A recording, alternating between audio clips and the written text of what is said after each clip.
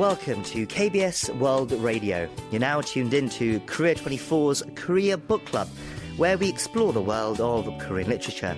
This is our weekend replay edition, playing back our book segment from Wednesday's show. We hope you enjoy it. I'm your host, Kwon Jang-woo.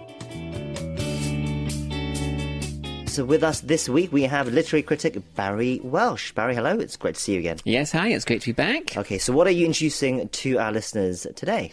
Okay, so we have a great story that we're reviewing today. It's called Holiday Home, and the Korean title is exactly the same, Holiday Home, and it's by Pyun Hye-young. It was published in Korean in 2020 and translated into English by Pyun's regular translator, Sora Kim-Russell, and published in English by Asia.publishers also in 2020. And Pyun was born in Seoul in 1972. She studied creative writing and did a master's degree in Korean literature at Hanyang University here in Seoul. And then following her education, sort of literary education, she went into the corporate world. She worked as an office professional for several years, and that's a setting that often features in her stories and her novels. In 2000, she debuted as a writer, and since then she's produced 3 collections of short stories, Aoi Garden, To the Kennels and Evening Courtship, and also several highly acclaimed novels, including Ashes in Red, The Hole and The Law of Lines, all of which we've reviewed on the show in the past. And over the years, she's also won several of the big literary awards. To the Kennels won the Hanguk Ilbo Literary Award. Another short story won the Lee Hyo-seok Literature Prize. She won the Today's Young Writer Award, and famously, she also won the Shirley Jackson Award for Sora Kim-Russell's English translation of The Whole. And her novels and short stories explore a variety of themes, but she's often writing about the alienation that she observes in contemporary Korean society. And we also find portrayals of apocalyptic scenarios or dystopian scenarios, and of course lots of grotesque imagery, and trace elements of these things can be found in today's story, Holiday Home. Yes, as you've mentioned, we've talked about the author Pyun several times on this segment over the years, and The Whole is certainly a landmark work as well. Her dark and often thought-provoking works have always left an impression, I feel. So tell us more about today's work, Holiday Home. What is it about and what makes it special? Right, so as you know, I'm a big fan of Pyun in general, and this is a great addition to her body of work.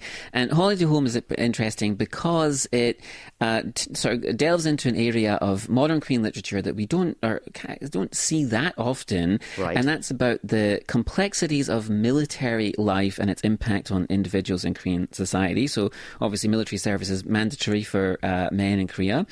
And this story explores the life of Lee Jin-soo, and he's a former soldier, and he struggles, as the story begins, he's left the military and he struggles to adjust to civilian life.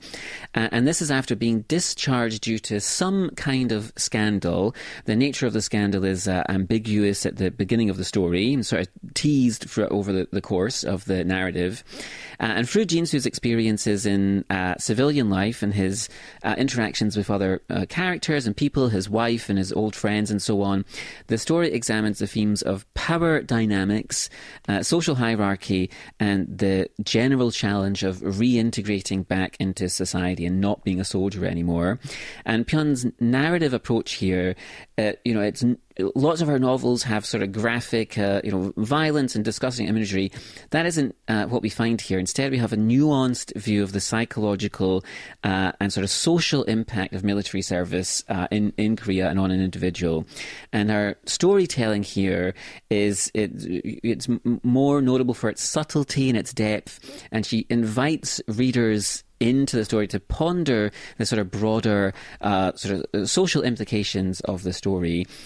The focus here is really on character relationships, particularly between Jin-soo and his wife, who's actually the narrator of the story, and Jin-soo's military junior Park.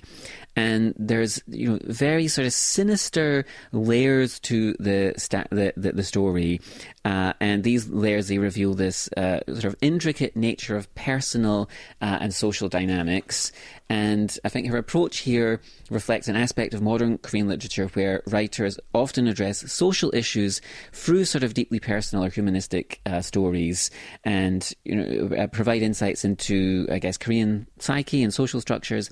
And I think the story is a great addition to her body of work because it's a poignant reflection on this aspect of Korean society, sort of a man leaving the military. And I think it's an important work to help you understand that issue and the themes around it. Right, so it's perhaps less visceral, a bit more subtle than what we're used to from Pyun. It sounds very intriguing. Plenty to sink our teeth into as well, it seems. So how is this all explored in the narrative? What actually takes place in the story? Right, yeah. So like I said, it's about the difficulty of transitioning from being a military man to a civilian in modern Korea, contemporary Korea. So the story follows Jin-soo. He's been a soldier for most of his career, and he's discharged due to some kind of scandal. And initially, it seems like this scandal, or his explanation of the scandal, is it was something to do with manipulation of supply prices. So they were sort of, him and his friends were skimming off the top. But then there's hints that perhaps it was something much worse. He was involved in something, much crueler, or some nastier kind of behavior. So anyway, after leaving the military, he tries to build a life for himself. He opens a beef restaurant, but it fails due to sort of corner cutting and fraudulent practices, sort of reflecting the pressures that are pressures on small business owners that are occurring in Korea at the moment. And then we also have his personal struggles inside his family with his wife, and his son is experiencing violence at school, which has a parallel perhaps with what he was involved in the military. And his son is choosing to stay in Canada instead of coming back to Korea. And the story, in talking about these relationships, it captures the sense of anxiety and despair in a world or a situation where power dynamics and hierarchy influence all of these characters and all of the different aspects of their lives. And so the story is really about these, the relationships between these characters, Jin-soo and his wife, Jin-soo and his son, Jin-soo and his military junior Park.